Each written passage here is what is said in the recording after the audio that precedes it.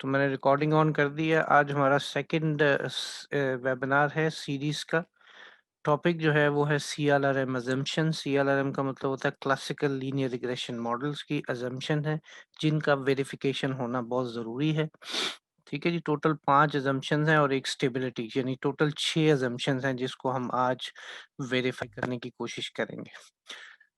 पिछले जो हमने वेबिनार दिया था उससे मैं हल्का सा टच करता हुआ चलता रहूँगा।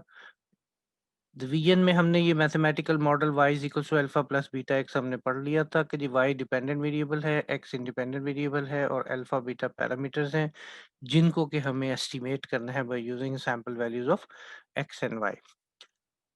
1970 का जो वर्ल्ड वाइड ऑयल क्राइसिस आया था उसमें ये जो मैथमेटिकल और मैक्रो इकोनॉमिक मॉडल था ये सारे फेल्स हो गए थे टू फोरकास्ट। ठीक है, जो कि फोरकास्ट आपको पता है कि main objective of regression model है। The dependent variable, then economists have helped with the help of mathematicians and statisticians develop econometric model। उसकी शक्ल कुछ इस तरीके से बनती है कि yt is equals to alpha plus beta xt plus error term। t stands for time series है जी, y आपको पता है dependent variable, x independent variable है, alpha beta same as parameters हैं और जो एप्सिलॉन है ये एरर टर्म है, ये हम इसको कहते हैं रेजिडुअल टर्म। बाय डेफिनेशन जो एरर टर्म है वो है yt minus yt cap. YT जो है वो जो एक्चुअल वैल्यूज है और YT स्टैंड्स फॉर फोरकास्टेड और estimated values of Y। The objective is to minimise the error term और रेजिडुअल टर्म। मतलब क्या हुआ कि जी जितना ये मिनिमम होगा उतना ये बेसिकली एक्चुअल वैल्यू के क्या होगा, क्लोज होगा। तो ऑब्जेक्टिव हमारा ये है। The method for estimating the parameters of simple और multiple regression model is called OLS और लीस्ट स्क्वायर। LS यानी ऑर्डिनरी लीस्ट स्क्वायर और least square. By definition of OLS हम सम ऑफ एरर स्क्वायर को क्या करते हैं, मिनिमाइज करते हैं। तो ये जो इकोनोमेट्रिक सब्जेक्ट है इसमें सबसे इंपॉर्टेंट चीज आपकी एरर टर्म है, इसी के इर्द गिर्द पूरी इकोनोमेट्रिक्स जो है वो आपकी घूम रही है। ठीक है जी, लास्ट वेबिनार में हमने स्टैटिस्टिकल सिग्निफिकेंस हमने क्या नाम मैं की थी अपना रिग्रेशन मॉडल की। जस्ट रिवाइज कर लें तो 3 स्टेप्स थे आपके पास। सबसे पहला स्टेप क्या था कि the T statistics of the regression coefficient must be statistically significant and the criteria or is the t statistical regression coefficient must be greater than or equal to absolute term में 2 में, और 2 को हम 95% confidence के हवाले से लिखते हैं और at least greater than or equals to 1.65 यानी 90% कॉन्फिडेंस। सेकंड आपको पता है कि R square measures the goodness of fit test for statistically significant the ideal value of R square is close to 1 और at least close to 0.65। Third step है आपका Durban-Watson statistics measures the existence of the autocorrelation in the regression. One of the severe problem of econometric must be removed. If Durbin-Watson statistics is greater than 2 or at least greater than 1.65, we may conclude that there is no autocorrelation in the regression model and the regression is statistically significant or fit for forecasting. ये हमारे पास simply था, ठीक है। If all the three conditions verified, the regression model is said to be statistically significant or fit for forecasting. Now, if the regression model is statistically significant, then the model must verify the assumption of the classical linear regression model, CLRM। पहली assumption आपके पास क्या है? ये पहली assumption है हमारी। क्या कह रही है कि जी mean of the error term यानी arithmetic mean या average of the error term must be 0, and if this assumption is not verified yani not equals to 0 then the only implication is that constant or intercept of the regression model is biased और इसकी बाइसनेस जो है वो आपको overall statistical significance में कोई effect नहीं डाल रही होती। तो ये इतनी ज्यादा इंपॉर्टेंट नहीं है assumption, लेकिन नॉर्मली और जनरली ये वेरीफाई होती है। ठीक है जी, अब हम इसको साथ साथ ही करते हुए चलते हैं कि जी करना कैसे है। ठीक है, तो हम बेसिकली 2 मॉडल पे इसको रन करेंगे। एक हम सिंपल करेंगे और दूसरा विद लॉग ट्रांसफॉर्मेशन करेंगे। मैं अब ई व्यूज पे चलते हैं। स्टेप्स अगर किसी ने लिखने हैं तो जो लिखते हुए जाए। मैं एक छोटी सी एक फाइल और क्रिएट कर लेता हूं ताकि हम उसी पे काम करते रहेंगे। कोई भी वेरिएबल ले लें। 1 2 3 4 CPI कहाँ है ये?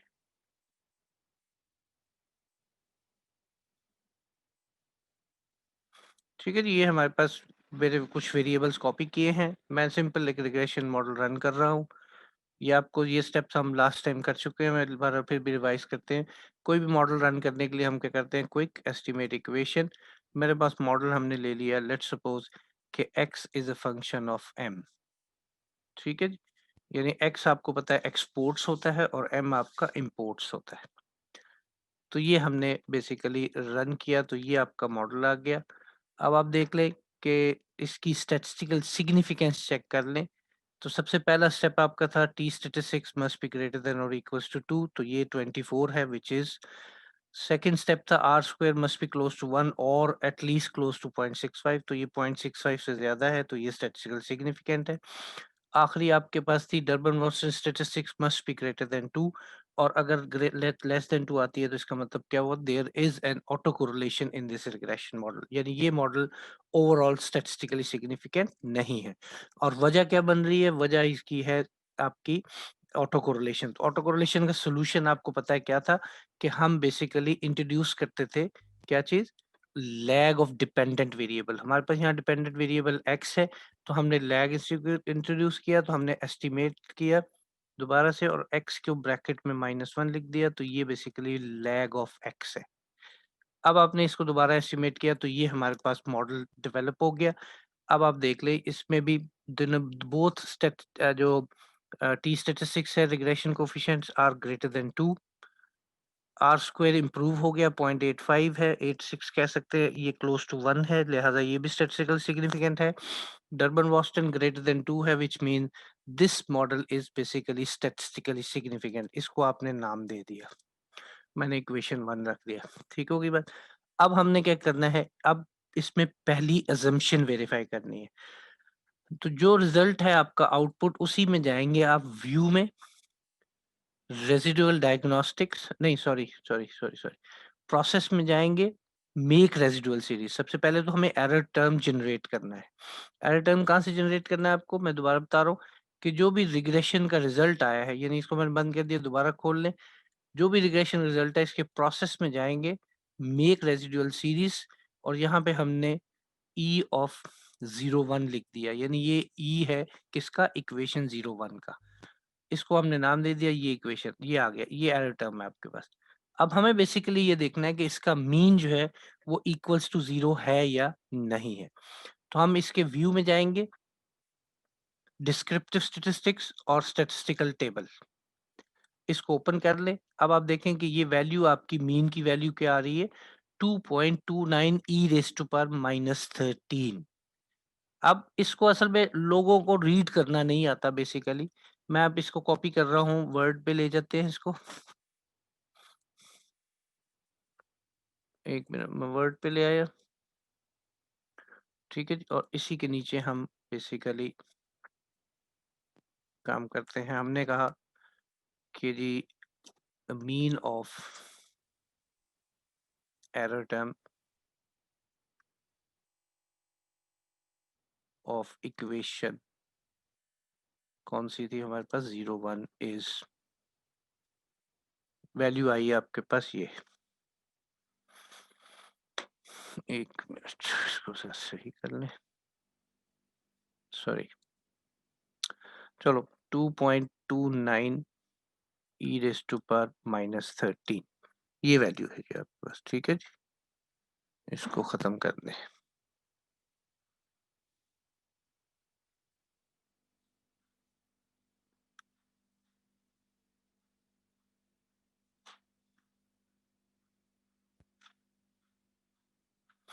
अच्छा जी, अब देखिए 2.29 ई रेस टू पावर 13 का मतलब क्या है। इसका मतलब ये है कि जी 0.0000, यानी 4 5 6 7 8 9 10 11 12 229, ये वैल्यू है बेसिकली। अब हम मुझे बताएगा कोई कि ये 0 है या नहीं है, विच इज इक्वल्स टू 0। 0 है, ज़ाहिर है बहुत छोटी वैल्यू है, तो 0 है। इसका मतलब क्या हुआ कि इक्वेशन 1 में आपके पास बेसिकली equation 1, so हम we may conclude that जो assumption 1 है, assumption 1 is verified for equation 01। यहाँ तक बात समझ आ गई जी? किसी को अगर कोई प्रॉब्लम है तो प्लीज बता, पूछता हुआ जाए प्लीज। तो हमने पहली assumption यहाँ पर वेरीफाई कर ली, ठीक होगी बात। अब आ जाए सेकेंड assumption। सेकेंड assumption क्या है कि variance of error term is constant. Sigma square लिखा हुआ है, इसका मतलब ये कांस्टेंट है, वेरी नहीं कर रहा। means variance of error term must be constant, means no heteroscedasty or homoscedasty। one of the problem heteroscedasty एक one of the problem है किसकी, econometrics की, which must be addressed, हमें जरूर उसको देखना चाहिए। if this assumption is not true means variance of error term is constant। अब आप देखिए दोनों चीजों में फर्क देखिए, वहां पर सिर्फ सिग्मा स्क्वायर था, यहाँ पर sigma square sigma T square है। तो जब आपके सब्सक्रिप्ट में टी लग जाएगा तो इसका मतलब ये क्या होगा, ये कांस्टेंट नहीं रहा, ये चेंज हो रहा है with respect to time. means there exists heteroscedasty in the regression model।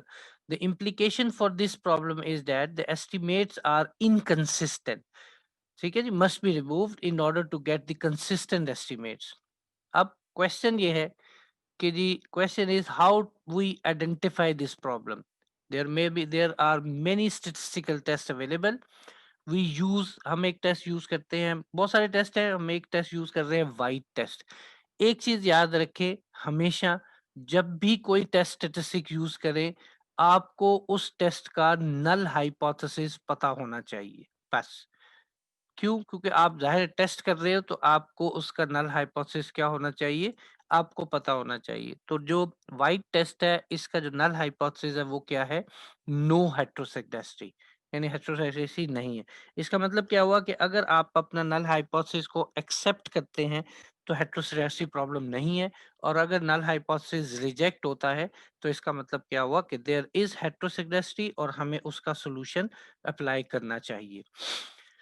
ठीक है जी, we can apply this by using view software, अभी हम करेंगे थोड़ी देर में। ठीक है जी, हमने ये स्टेप्स लिखे हुए हैं। The result of regression model, view में जाएं, रेजिडुअल डायग्नोस्टिक और उसमें हेट्रोसेसिस टेस्ट करेंगे। सिलेक्ट किया आपने वाइट टेस्ट, जब वाइट टेस्ट सिलेक्ट किया तो वो उसका आउटपुट आ गया from the result of the white test. If p value of n into R square, यानी ऑब्जर्वेशन इंटू आर स्क्वायर अगर ग्रेटर देन 0.05 होगी तो we may accept our null hypothesis and conclude that there is no heteroscedasty in the regression model। और अगर ये less than 0.05 हो गई तो क्या होगा, we may reject our null hypothesis and conclude that there is heteroscedasty in the regression model। अब ये जाहिर है प्रॉब्लम है तो इसका सॉल्यूशन भी होगा। One of the possible solution for this problem is taking log transformation of all variable involve in regression model. ठीक है जी, ये हमारे पास बेसिकली सेकंड assumption। अब आ जाते हैं ईव्यूज पे कि इसको अप्लाई कैसे करना है। अच्छा जी, ये रिग्रेशन का रिजल्ट था आपके पास, आपने मैंने वहाँ कमांड भी लिखी है, क्या कहेंगे हम, व्यू पे जाएंगे। ठीक है जी, रेजिडुअल डायग्नोस्टिक पे जाएंगे और बिल्कुल आखिर में देखिए हेट्रोसेडेस्टी टेस्ट है। यहाँ से आप, ये बहुत सारे टेस्ट है, हमने सिर्फ वाइट टेस्ट पिक किया, ओके कर दिया, ये रिजल्ट आ गया आपके पास। इसको मैंने यहाँ कॉपी किया, मैं ईव्यूज पे कॉपी करता हूँ,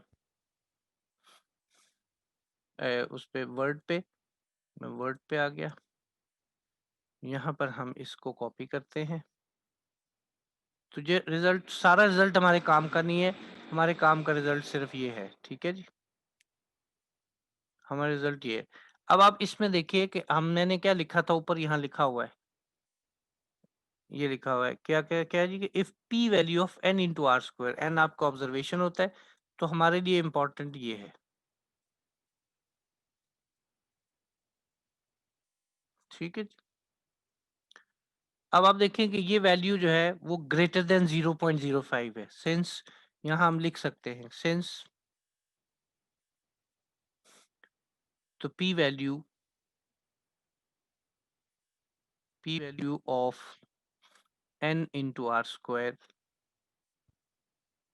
is greater than 0.05, but यानी ये 0.05 हम कह रहे हैं 95% पे।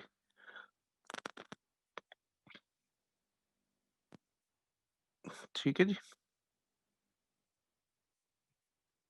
95% कॉन्फिडेंस पे ग्रेटर है, लेकिन लेस देन है 0.10, कितने परसेंट पे? 90% पे।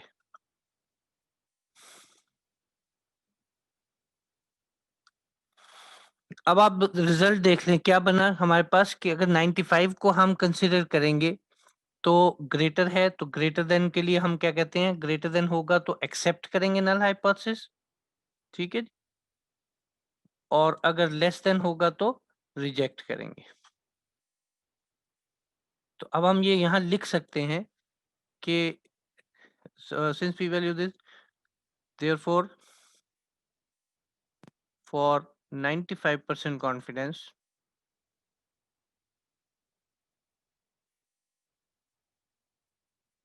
we may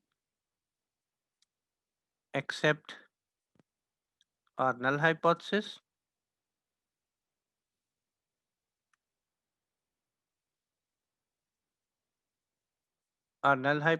and conclude that there is no heteroscedasticity in the regression model। हेट्रोसेडेस्टी को कॉपी कर लेते हैं जरा, इसकी लंबा स्पेलिंग है इसकी, मैं इसलिए कॉपी करता हूँ normally. No heteroscedasticity in the regression model.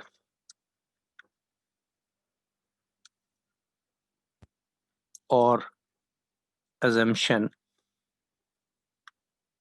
2 जो है is verified। ठीक है, लेकिन बट सब हो गए, but for 90% confidence we may reject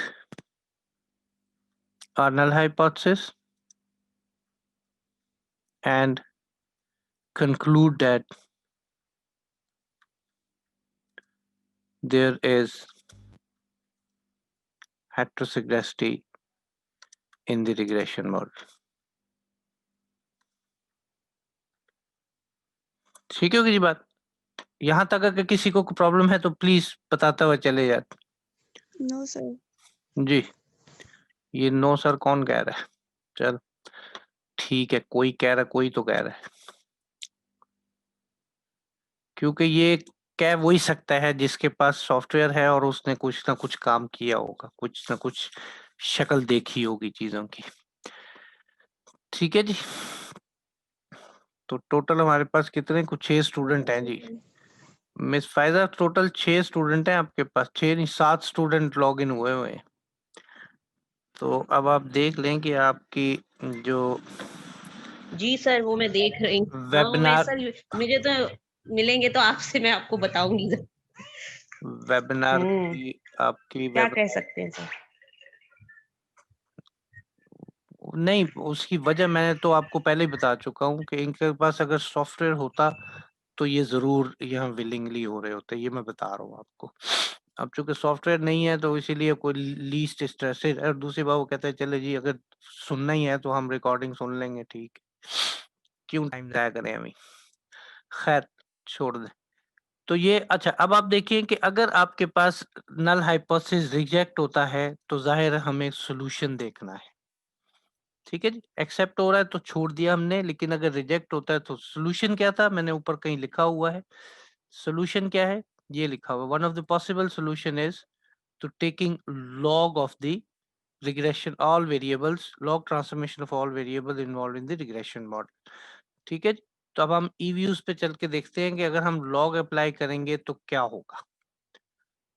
अब आप देखें ये तो मैंने क्लोज कर दिया। अब मैं यहाँ पर लॉग सीरीज जनरेट कर रहा हूँ इन्हीं दो वेरिएबल्स की। कौन कौन सा वेरिएबल था हमारे पास? हमने लिखा LX is equals to log of x, तो ये लॉग सीरीज जनरेट हो जाएगी। और एक और कर ले, LM is equals to log of M। एक और कर लें ताकि हम मल्टीपल रिग्रेशन रन कर सकेंगे लेटर ऑन। हमने LCPI is equals to log of CPI कर लिया। ओके, अब मैं दोबारा एक रिग्रेशन मॉडल रन कर रहा हूँ जो लॉग फॉर्म में होगी, यानी LX is equals to LXCLM। तो ये आपको पता है ये रिग्रेशन मॉडल स्टैटिस्टिकल सिग्निफिकेंट नहीं है, हमने इसमें लैग लगा दिया LX ब्रैकेट -1। तो ये हमारे पास ग्रेटर देन 2 आ गया और स्टैटिस्टिकल सिग्निफिकेंस भी है, क्लोज टू 1 भी है। सारे जो इंडिकेटर्स हैं 3 हमारे वो वेरीफाई हो रहे हैं। तो ये रिग्रेशन मॉडल स्टैटिस्टिकली सिग्निफिकेंट है, हमने इसको नाम भी दे दिया इक्वेशन 2। अब मैं इसमें चेक कर रहा हूँ हेटेरोसेगेस्टी टेस्ट। तो व्यू में गए, residual diagnostic, heteroscedasticity test, white test में आए। अब आप देखें कि हमारे पास जो आर स्क्वायर की वैल्यू आई है, इसको मैं अगेन कॉपी करता हूँ।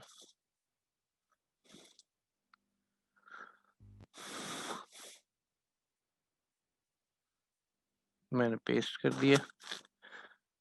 अब आप देखें, इसको मैं आपको वर्ड पे ले आते हैं। हम यहाँ कह रहे हैं फॉर सेकंड केस फॉर 10% या सॉरी 90%,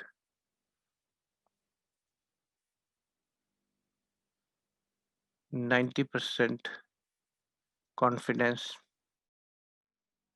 जी, हम कह रहे हैं कि for 90% confidence we have an evidence of heteroscedasticity, so we apply the solution for this problem.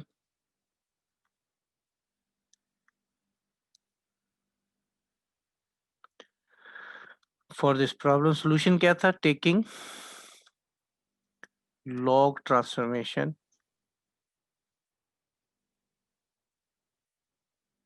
of all variables involved in the regression model.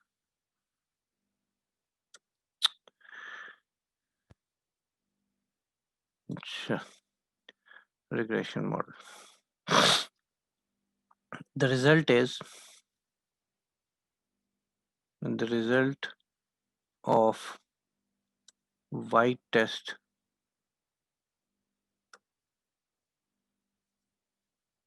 is, अब देखिए ये रिजल्ट आ गया आपके पास, ये रिजल्ट है हमारे पास। अब आप इसमें रिजल्ट में देखें तो हम आपसे कह चुके कि जी जो इम्पोर्टेंट चीज है वो हमारे लिए ये है, ठीक है जी। तो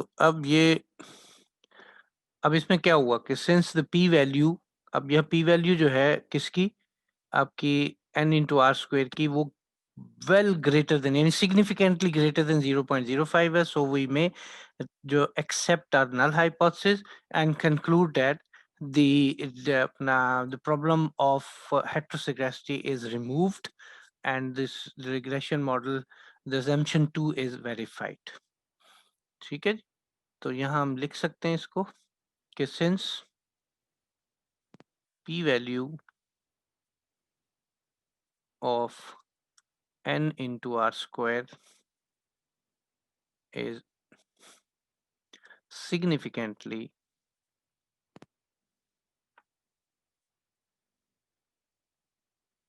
greater than 0.05, ठीक है। so the problem of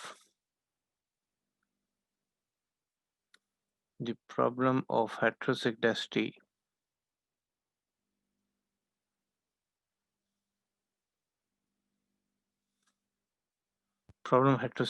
is removed from the regression model.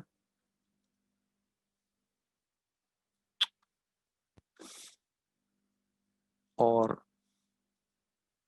assumption 2 जो है,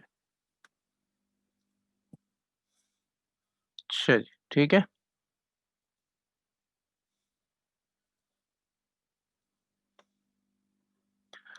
अच्छा जी, वेरीफाइड करते हैं इसको। तो यहां पर आपके पास क्या हो रहा है,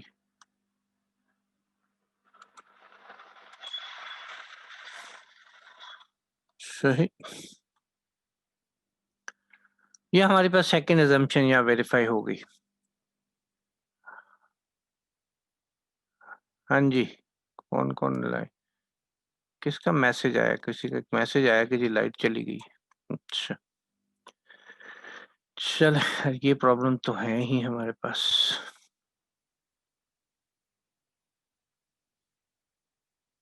तो हमने दो assumptions हमने यहाँ वेरीफाई कर ली हैं जी हमारे पास। ठीक है जी, थर्ड assumption पे आ जाएं। ये थर्ड assumption है हमारे पास।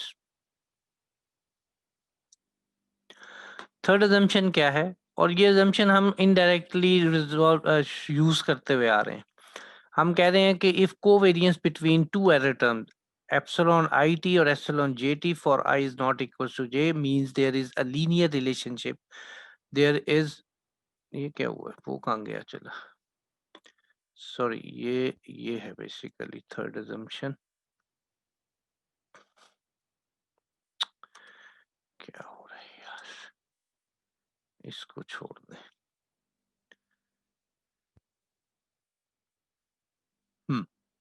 थर्ड assumption क्या है कि जी if covariance between two error terms यानी epsilon it और epsilon jt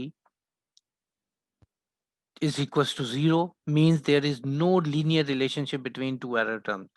और अगर नहीं है तो इसका मतलब क्या होगा, no autocorrelation. Autocorrelation जो है ये एक बहुत सीवियर प्रॉब्लम है किसकी, इकोनोमेट्रिक्स की, जिसको हमें लाजमी तौर पर रिमूव करना होगा।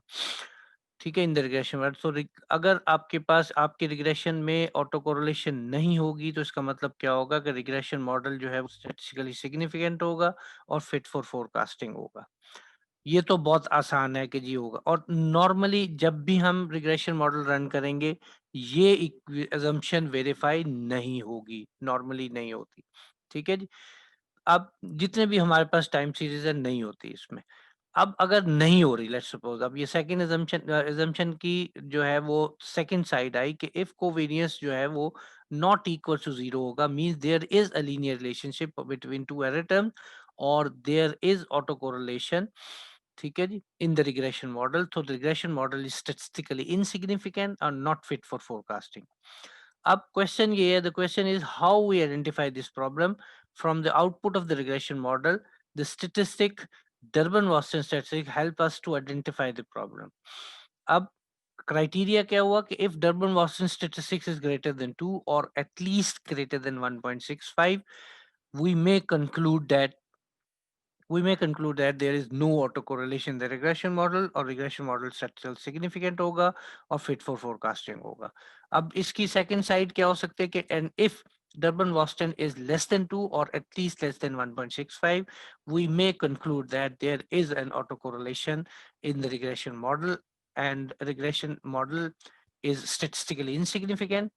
अब इसका solution क्या होता है? The solution for this problem is we introduce the lag value of the dependent variable as an independent variable of in our regression model। अब देखिए ये regression model था आपका initial, और हमने ये कहा this regression model is statistically insignificant, किस वजह से, ऑटो कोरिलेशन वजह से।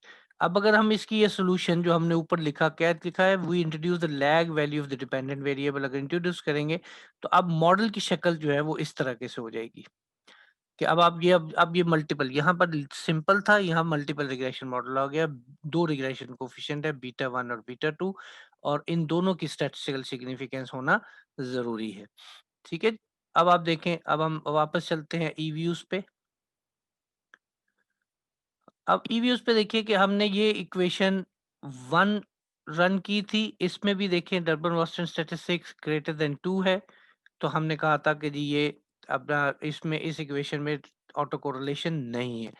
जब हमने लॉग अप्लाई किया तब भी हमने देख लिया कि जी जो रिग्रेशन मॉडल है जो आपका डर्बन बॉस्टन स्टैटिस्टिक्स है वो less than sorry greater than 2 है, तो हमारे पास रिग्रेशन और कोरिलेशन नहीं है, लिहाजा ये रिग्रेशन मॉडल स्टैटिस्टिकली सिग्निफिकेंट है। तो हम बेसिकली इनिशियली जब हम रिग्रेशन को स्टैटिस्टिकली सिग्निफिकेंट कर रहे होते हैं तो ये प्रॉब्लम हम ये जो अजम्पशन है ये पहले से ही वेरीफाई कर रहे होते हैं। ठीक हो गई जी बात। उसके बाद पांचवी अजम्पशन है, चौथी अभी मैं ठहर के कराता हूँ। पांचवी अजम्पशन है आपकी नॉर्मेलिटी की। ठीक है जी, यहाँ से हम मैं आगे चलता हूँ, मैं कह रहा हूँ फिफ्थ अजम्पशन है नॉर्मेलिटी की। फिफ्थ अजम्पशन है हमारे पास नॉर्मेलिटी की, और नॉर्मेलिटी की अजम्पशन में क्या है कि जी अगर आपका एरर टर्म जो है वो आपका नॉर्मल होगा तो बेहतर है, अदरवाइज जो है हमारे पास रेफरेंस आ जाता है। ईव्यू से पे चलते हुए देखते हैं, हमने एक काम पहले कर लिया था।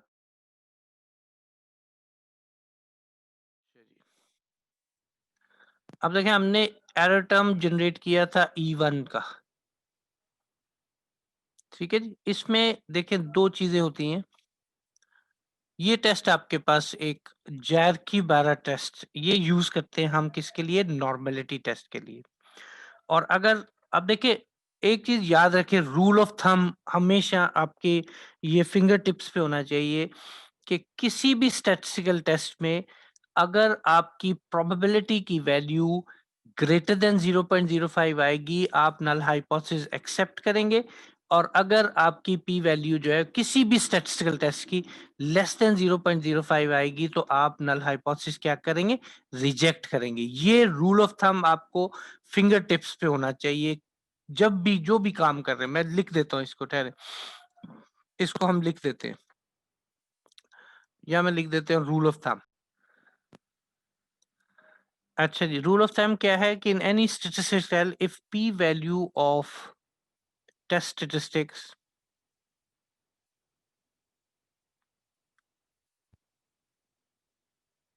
इज अगर ग्रेटर देन 0.05 होगी we may accept our null hypothesis, and if अगर लेस देन 0.05 होगी तो वी में रिजेक्ट आर नल हाइपोथेसिस। ठीक हो गई बात, ये याद रखें हमेशा। और मैं पहले भी कह चुका कि को जो भी टेस्ट यूज करें स्टैटिस्टिक्स का उसका आपको नल हाइपोथेसिस पता होना चाहिए कि नल हाइपोथेसिस क्या है। अब देखिए फॉर नॉर्मेलिटी टेस्ट हम यूज कर रहे हैं, कौन सा टेस्ट हम यूज कर रहे हैं, जैरकी बारा।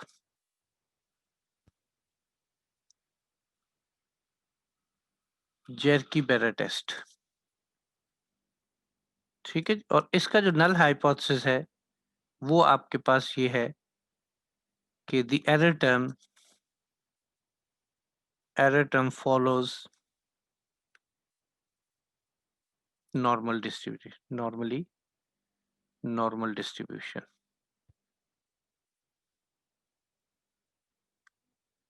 ठीक है जी, ये इसका नल हाइपोथेसिस है। अब अगर इफ, अब हम ये पहले ऊपर रूल ऑफ थंब हम लिख चुके हैं कि if p value, if p value of JB test statistics is greater than 0.05, we accept our null hypothesis and conclude that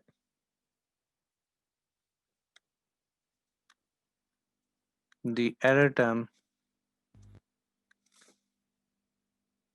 generated from regression model is normally distributed.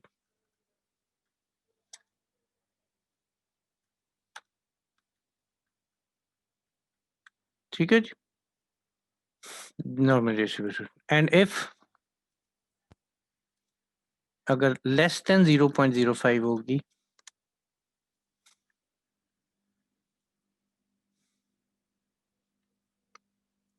अच्छा यहाँ हम मे का लफ्ज यूज करते हैं क्योंकि हम 95% पे डील कर रहे होते हैं, इसलिए मे यूज रूल लिखे। और अगर लेस देन होगी तो we may conclude that we may reject our null hypothesis. यहाँ आ जाएगा reject our null hypothesis and conclude that the error term generated from error term is not normally distributed. ठीक हो गई ये बात, ये हमारे पास आ गया। अब देखिए कि पहला मॉडल जो था हमारे पास, we apply normality test to equation 1, equation 01। equation 01 क्या थी हमारे पास, हमने लिखा था कि xt is a function of mt, ये हमारा फंक्शन था। ठीक है जी, सो अब ईव्यूज पे चलते हैं हम। ईव्यूज पे हम आए और हमने ये देख लिया कि ये इक्वेशन 1 थी हमारे पास, इसका हमने जनरेट किया था एरर टर्म E01। E01 में हमने व्यू में जाके डिस्क्रिप्टिव स्टैटिस्टिक्स में स्टैटिस्टिकल टेबल देखा और हमने ये देख लिया। अब देखिए ये इक्वेशन 1 का रिजल्ट है आपके पास। इक्वेशन 1 में आपके पास प्रोबेबिलिटी की वैल्यू क्या आ रही है, 0, यानी इसका मतलब क्या हुआ कि हमारे पास प्रोबेबिलिटी की वैल्यू लेस देन 0.05 आई है। लेस देन 0.05 का मतलब है हम null hypothesis.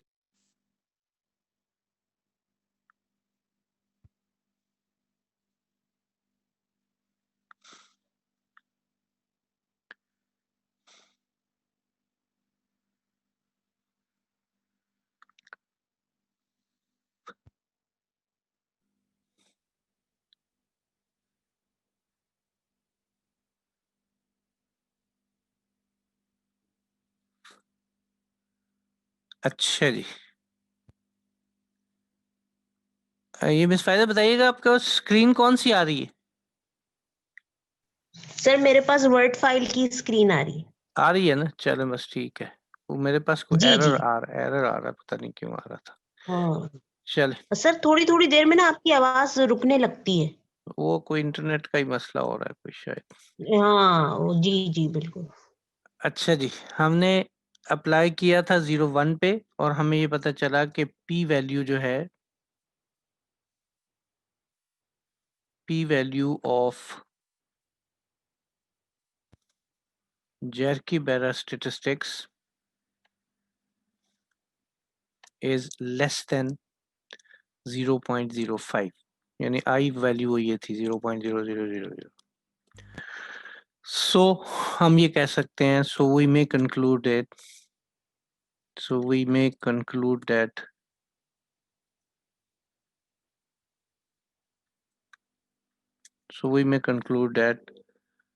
error term generated from equation 1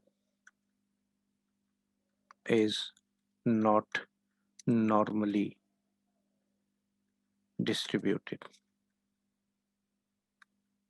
ठीक होगी बात, ये तो हमारी पहली assumption है। नाउ हम अप्लाई करेंगे, apply normality test to equation 02 पे। 02 इक्वेशन क्या थी कि xt is a function of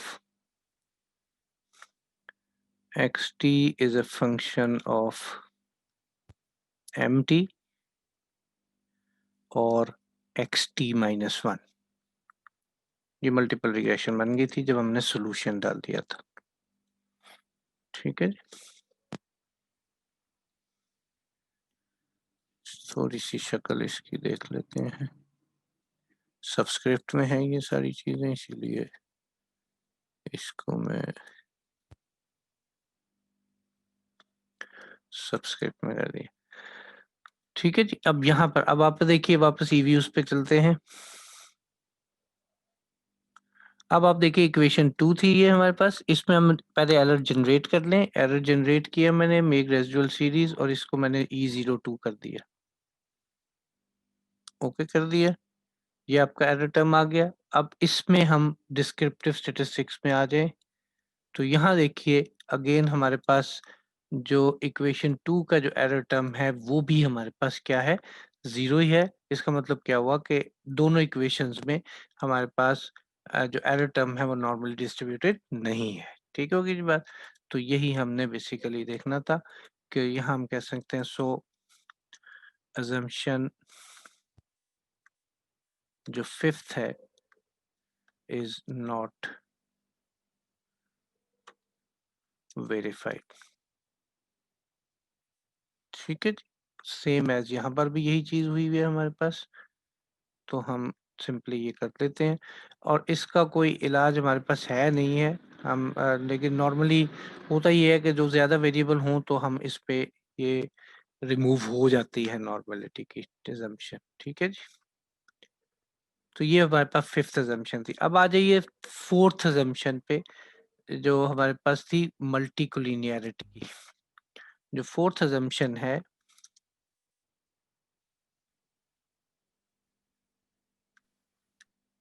वो है मल्टीकुलिनियरिटी।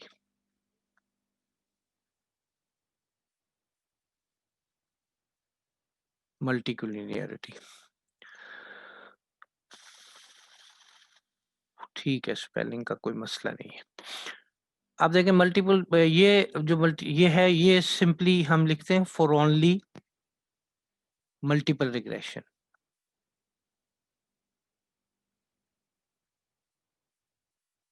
ये assumption जो है वो सिर्फ किसके लिए यूज करते हैं हम, मल्टीपल रिग्रेशन के लिए।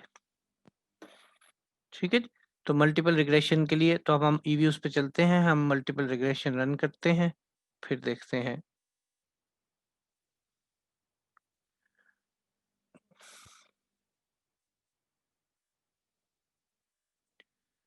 पता नहीं ये ईव्यूज क्यों नहीं शेयर हो रहा। अपना फायदा ये अभी आपके पास ईव्यूज आ रहे हैं।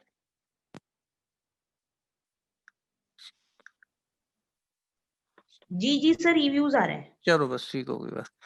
अब हमने assumption 5 करनी है, तो मैं लॉग वाली सीरीज पे ले रहा हूँ। तो LXC, LM और LCPI दो इंडिपेंडेंट वेरिएबल हैं, तो लिहाजा हम अब ये इक्वेशन कौन सी हो गई, ये मल्टीपल रिग्रेशन हो गई। ओके किया आपने।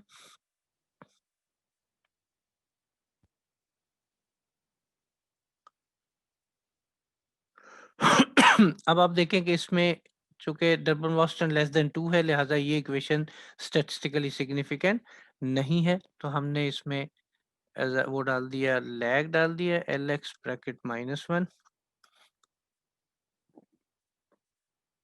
तो अब आपके पास ये इक्वेशन जो है वो स्टैटिस्टिकली सिग्निफिकेंट हो गई, लेकिन इसका जो एक वेरिएबल है वो आपका है नहीं। तो इसको हम चेंज करते हैं इक्वेशन को, चेंज कर देते हैं, ठहर जाए, M और X को X कर दें।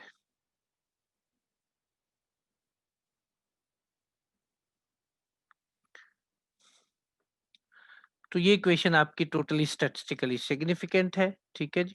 अब इसमें हमने अजम्पशन वेरीफाई करनी है कौन सी, मल्टीकुलिनियरिटी।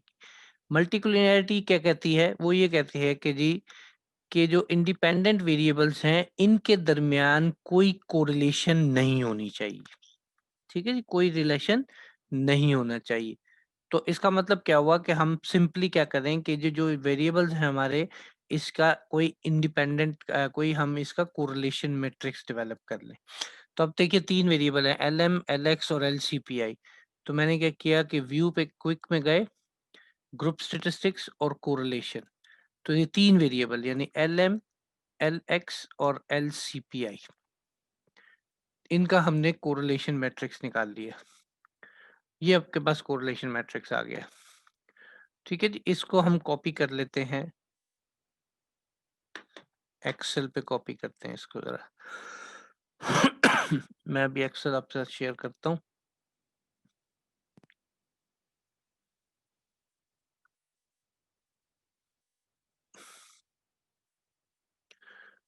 तो ये हमने जनाब, ये मैंने एक्सेल पे कॉपी कर लिया। ठीक है जी, ये आपका कोरिलेशन मैट्रिक्स था, तो हमने इसको 2 डेसिमल पे रन कर लिया। ठीक है जी,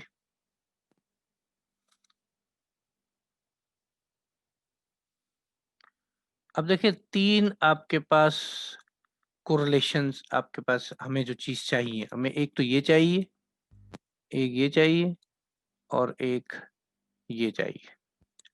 अब ये तीनों या तो अपर डायगोनल में से ले लें, ये डायगोनल ले लें, या ये डायगोनल ले लें, एक ही बात है।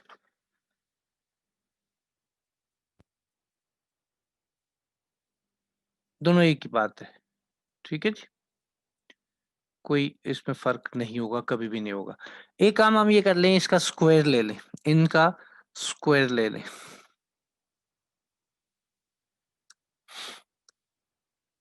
ठीक है जी, तो अब ये हमारे पास बेसिकली आर स्क्वायर आ गया।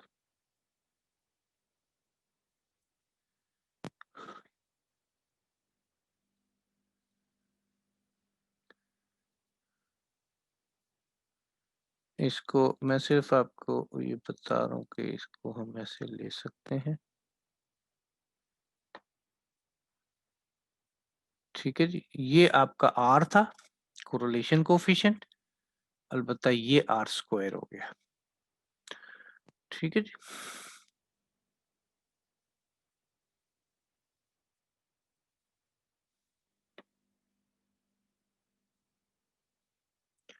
तो ये आर स्क्वायर हो गया। अब आप देखिए कि हम ये कह सकते हैं कि कोरिलेशन यानी कैपिटल आर, आर स्क्वायर कर लें, इसको लिख लें। कोरिलेशन बिटवीन आपके पास है कौन सी, एल एम और एल एक्स। ठीक है जी, ये किसके बराबर आ रही है,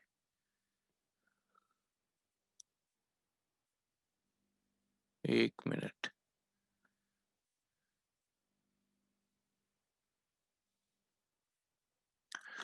ठीक है जी, ये आपके पास एल एम और एल एक्स की वैल्यू क्या आ रही है जी, एल एम एल एक्स की 0.92। ठीक है, सेम एज आपके पास एल एम और एल सी पी आई, ये कितनी आई है 0.87।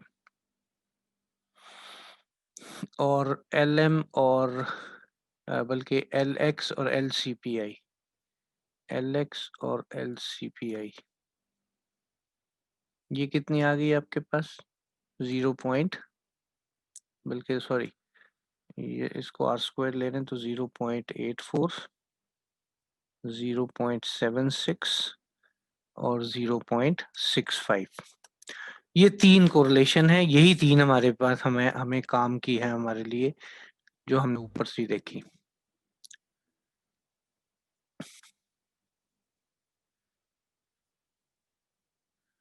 अच्छा, अब आप देखें, ये 3 हमारे पास हमारे लिए इंपॉर्टेंट है। अब देखिए इक्वेशन क्या थी आपके पास, इक्वेशन क्या थी हमारे पास इक्वेशन थी, जो डिपेंडेंट वेरिएबल था वो एल एम था, L M T is equal to alpha, ए लेने चले फिलहाल, plus B one L x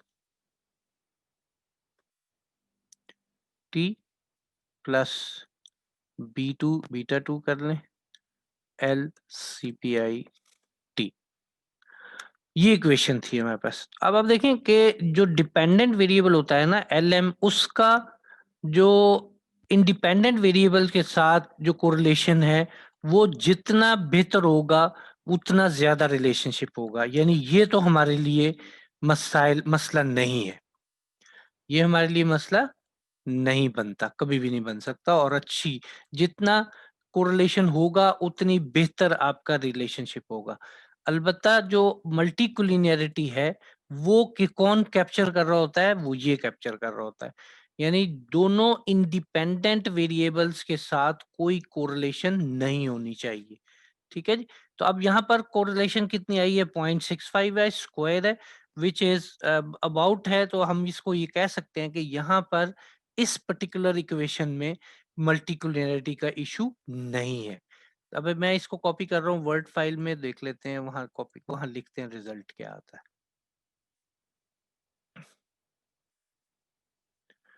ठीक है जी। फ्रॉम, हमने लिखा from the correlation matrix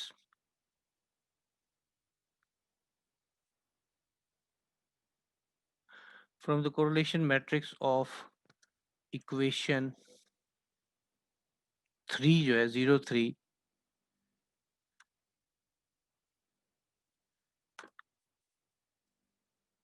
is, क्या बन रहा था, रिलेशनशिप हमारा ये आ रहा था।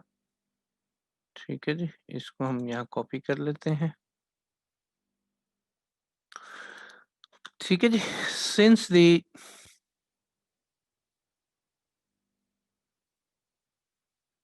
the correlation between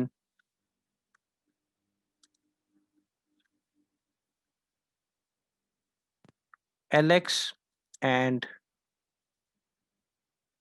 LCPI is equals to, अब देखिए 0.0665 जो है ये बेंचमार्क होता है हमारा। So we may conclude that,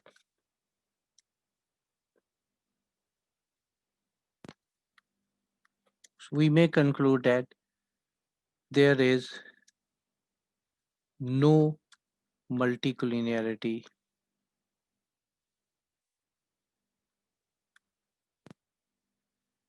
problem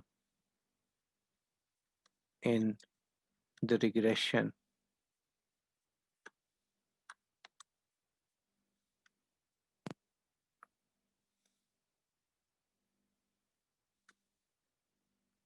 zero three.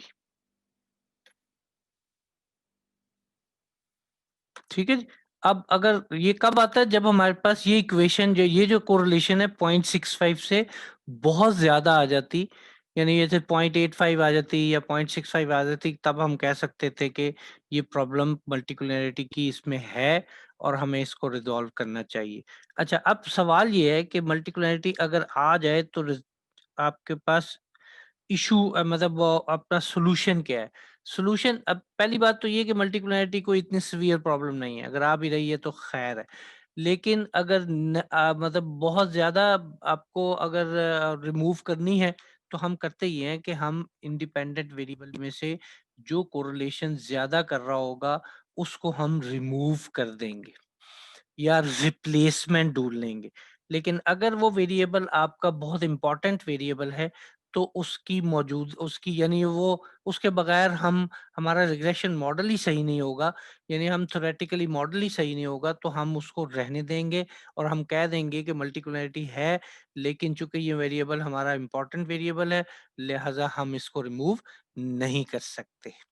ठीक होगी जी बात। तो ये आपकी 5 अजम्पशंस थी। आखिर में एक और अजम्पशन हम चेक करते हुए चलते हैं जिसको हम कहते हैं स्टेबिलिटी। यानी हम बेसिकली कर ये रहे होते हैं कि अगर मॉडल आपका, अब देखिए ये मॉडल है हमारा स्टैटिस्टिकली सिग्निफिकेंट है। अब हम सिर्फ ये देखना चाह रहे हैं कि ये मॉडल स्टेबल है या नहीं है, ये मॉडल स्टेबल है या नहीं है। तो हम क्या करेंगे, हम इसके अपना व्यू में जाएंगे और बिल्कुल आखिर में देखें स्टेबिलिटी टेस्ट है, स्टेबिलिटी डायग्नोस्टिक्स है, और इसमें हम जो ऑप्शन ऑप्ट करते हैं वो रिकर्सिव एस्टिमेट यानी ओएलएस ओनली, क्योंकि हम अभी सिर्फ ओएलएस पे काम कर रहे हैं तो हमें रिकर्सिव एस्टिमेट ओएलएस पे ही काम करना होगा। इसको हमने क्लिक किया। पहला टेस्ट है क्यू सम टेस्ट, क्यूमुलेटिव सम टेस्ट स्टैटिस्टिक्स कहलाती है ये। ओके किया। तो अब यहाँ देखिए 2 चीज़ें हैं, 2 आपको नज़र आ रही हैं रेड डॉटेड लाइन्स। अगर ये ब्लू लाइन और ये रेड डॉटेड लाइन जो है वो 5% सिग्निफिकेंस पे आ रही है। अब अगर आपके पास ये जो 2 ब्लू लाइन है, ये अगर आपके पास दोनों रेड लाइन के इन बिटवीन होगी, तो हम कहेंगे कि मॉडल जो है वो स्टेबल है। अदरवाइज़ मॉडल स्टेबल नहीं है, हमें मॉडल जो है वो चेंज करना चाहिए, स्टेबिलिटी लाज़मी होती है हमारे पास। ठीक हो गई जी बात? इसी तरीके से एक और टेस्ट हम यूज़ करते हैं स्टेबिलिटी में, जो क्यूसम स्क्वायर टेस्ट कहलाता है। तो यहाँ पर देख लें कि ये स्क्वायर सम के लिहाज से तो स्टेबल नहीं है, लेकिन जो कि अब इशू ये है, इन दोनों में से किसी एक में अगर ये सेटिस्फाई हो जाता है, तो वो स्टेबल होगा।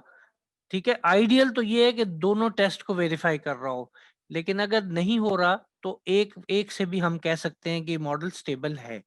ये हमने किसके लिए चेक किया था? इक्वेशन 2 के लिए। लेट्स सपोज इक्वेशन 1 के लिए देखते हैं। Stability diagnostics, recursive estimate, CUSUM test. यहाँ पर देखिए ये बिल्कुल स्टेबल है। दूसरे पे देख लेते हैं।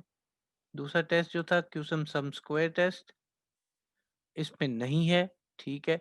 थर्ड पे आ जाएं, जो मल्टीपल रिग्रेशन था, रेजिडुअल डायग्नोस्टिक नहीं सॉरी स्टेबिलिटी टेस्ट, रिकर्सिव, क्यूसम, ये स्टेबल नहीं है। इसका मतलब ये हुआ कि ये मॉडल जो है वो सही डिपेंडेंट वेरिएबल को सही रिप्रेजेंट नहीं कर रहा। इसी का दूसरा टेस्ट देख लेते हैं। इसमें अलबत्ता स्क्वायर सम के लिहाज से ये स्टेबल है। तो बात वही आ गई, हम जो बात कह रहे थे कि दोनों टेस्ट में से किस कोई सा एक टेस्ट अगर वेरीफाई हो रहा है, तो हम जनरली कह देंगे कि ये स्टेबल है, अदरवाइज हम इसको नॉन स्टेबिलिटी कंसिडर करते हैं। ठीक हो गया जी, बात क्लियर है जी? यहाँ तक हमारा ये आज का जो वेबिनार है, जो हमने अजम्पशंस पे किया था, वो कंप्लीट होता है। अगर कोई क्वेश्चन है तो प्लीज अपना क्वेश्चन बता दें, नहीं तो आप अपनी मिस को बता दें, वो आगे फॉरवर्ड कर देंगे मुझे। जी मिस फायजा, जी सर। तो यहाँ हमने अपना वेबिनार जो है वो कंप्लीट किया है। मैं आपको ठीक है सर। ये वीडियो जो है वो बहुत सारी 3-4 बन गई हैं, तो इनको इकट्ठी करके फिर मैं आपको भिजवा दूंगा। बिल्कुल सर, बहुत ठीक है जी, शुक्रिया शेयर सर। कर दूंगा। ठीक है थैंक जी, यू। चल okay okay. Sir, okay, okay. अल्लाह हाफिज। अल्लाह अल्लाह हाफिज। हाफ़िज़। अल्लाह हाफिज।